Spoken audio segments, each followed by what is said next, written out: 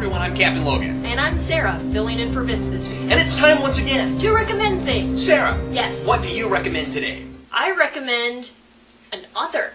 An author? Yes. In fact, Raphael Sabatini was writing books during the 1930s and 1940s, and he wrote really awesome action-adventure type books. More heavy on the adventure. Okay. See, the two I have right here, there are three main ones that I know of. There's Scaramouche, there's the Seahawk, and then there's also Captain Blood. And I know the Seahawk and Captain Blood were actually made into movies. Errol Flynn starred in them. Although I think the Seahawk was a lot. I haven't read this one yet. I just bought it and was about to read it. Okay. And I think this one is actually a lot different on screen than it is in the book, just based on the back. But I'm about to see. But Scaramouche is about a guy who gets really political during the French Revolution and ends up being pursued by it because being political during that time was dangerous. And so he was against whoever was in power, and they decided, well, if you're against us, we don't like you, we're going to chop your head off. So he ended up hiding out in an acting troupe. And so it's just all about a bunch of intrigue and political stuff during the French Revolution.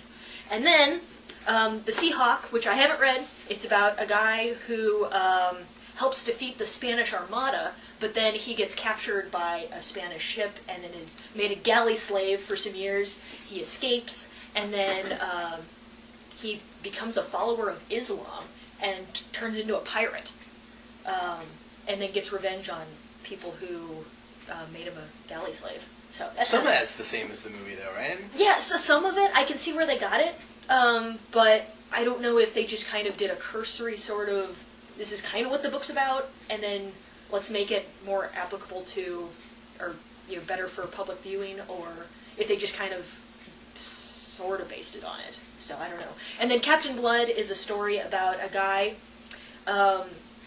who was on the wrong side of he wasn't really, he had no political leanings, but he was a doctor, and he ended up healing a person of battle wounds received in trying to revolt against the King of England.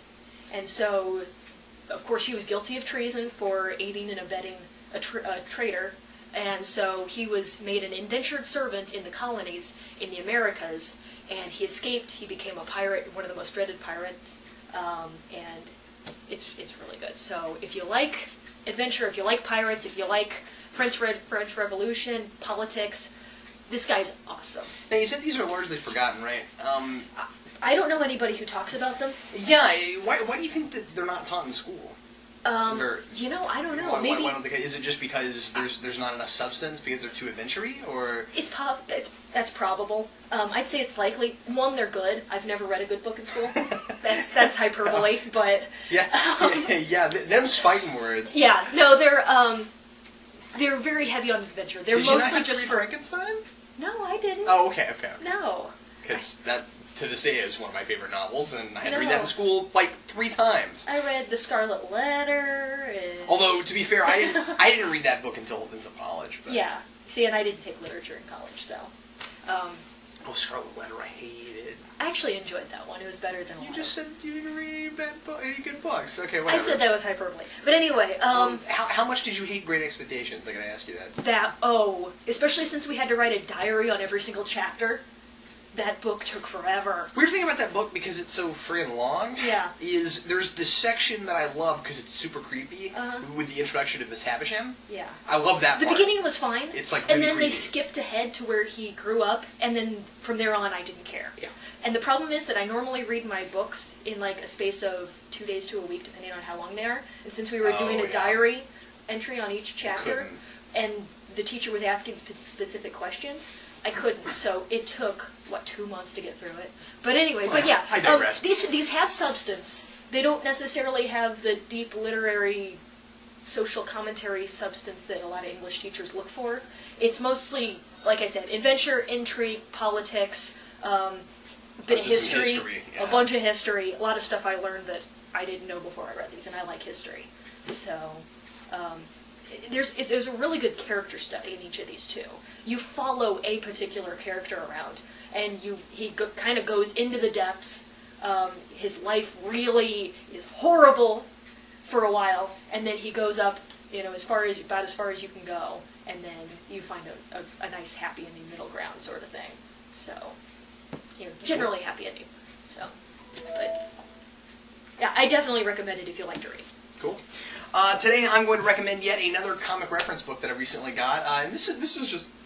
I thought this was really bizarre, so I had to pick this up. And honestly, I've been reading this, and I think it's really fun. This is Stan Lee's Amazing Marvel Universe, 50 Legendary Marvel Moments. And it's written by Roy Thomas with an audio commentary by Stan Lee. So this is from 2006, so this is a few years old now. And what you do is you read through this, and it's fun to read it cover to cover, but you can skip around. And it kind of goes from the beginning of Marvel up, and every couple pages it goes to a new major Marvel moments, so like the inception of Fantastic Four, the inception of Iron Man, major plot points that happen in those books, things like that. Big kind of milestones in the creation of Marvel and Marvel characters. And then you'll come to a point you'll come to a point on a page, like here's the beginning, this is Captain America. You'll come to a point that has this little symbol on it, and then you'll play this thing here, and then Stan Lee will talk a little bit about the thing you're reading. And it's a little goofy, but how long are the clips? They're short. I mean, they're like a minute and a half. Some of them, shorter than that. So I mean, like, it's a little old school. It feels kind of 90s to me, kind of, you know what I mean? Because it's kind of funny these days when we have so many interviews you can listen to online and DVDs and things like that you would do this kind of weird multimedia thing where you would read and then listen to something. But I'm enjoying it. It's kind of neat. And here, I'll play you one. Everybody knows how much I like Galactus, so I'll play one of the ones on Galactus. Here, let me turn the volume up a little bit. I mentioned earlier that I used to do a lot of lecturing in colleges, and inevitably, during the questions and answers period, somebody would get up and ask me about the Galactus trilogy. And I loved the sound of that. It sounded so erudite and so academic, as though he's talking about some literary classic. That's kind of what the clips are like. Yeah. They're just these little snippets that sound like they probably came out of an interview that he was doing for this book, and then they'll pull out. The writing is really good, and then you'll have this little part by Stan Lee. But what I like about it is that the writing sounds as if Stan Lee could have written some of this. Like it's somewhat in his style, even though he didn't write the book. Because I've read Stan Lee's autobiography. And of course, I've heard lots and lots of interviews with Stan Lee, so I kind of get a sense of his style.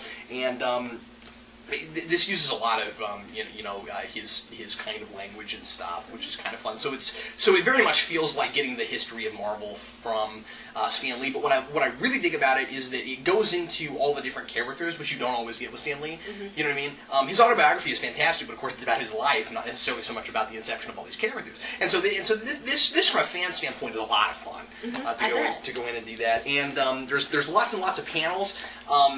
They blow them up so that you can actually read the panels, which is nice, and a lot of times they'll, directly relate to whatever you're reading about, and so, it's fun to read them, and, it's full color, it's really bright, looks really good. So anyway, I found this at a half-price bookstore, and I'm sure you can, I don't know if you can jump on Amazon and find this now, it's kind of old, I haven't looked. I can find a lot of old things on Amazon, so. Yeah, but I don't know if it'll be affordable, you know what I mean? Because a lot of times if there's not very many around, it'll be really expensive, if it's older. But anyway, I haven't looked this up, so I don't know. But anyway, it's just a really different kind of thing to have in your collection, and I would wager that if you get one, you'll be the only one you know who has one. I would imagine. So anyway, that's about it for that. Yeah. So that's what I recommend. And thanks a lot for watching us recommend stuff, and Vince and I will have something else for you again next week. I'm Captain Logan. And I'm Sarah. See you next time.